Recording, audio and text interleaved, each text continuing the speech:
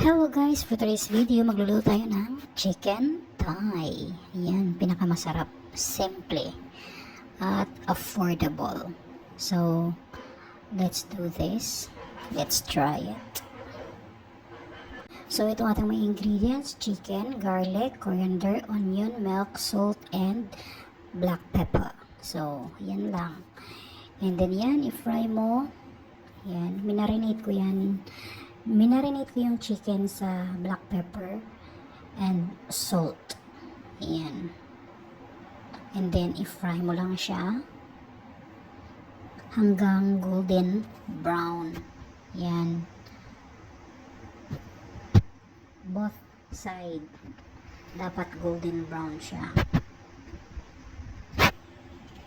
So, ayan. Ayan, baliktarin mo naman ng ganyan.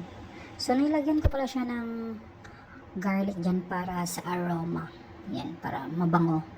Diba? Ayan.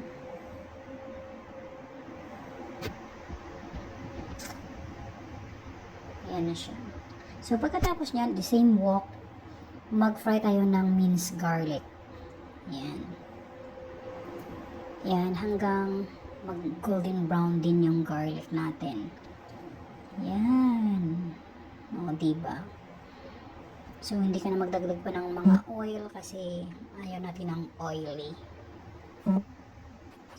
So, ayan na nga. At golden brown na. Yan. Lagyan natin ng chicken broth ng konti lang. Kung wala naman, kahit tubig lang. So, ayan. Nilagyan ko ng milk. Yan. O, ayan na siya. Ang bilis lang, diba? Ipa-boil mo na siya ng mga 5 minutes. Okay na yan. O, at yan na ang ating chicken thigh with coriander and garlic. O, diba? Ang sarap. Creamy siya, guys. Sa loob niyan is super juicy. As in, sarap talaga. Thanks for watching.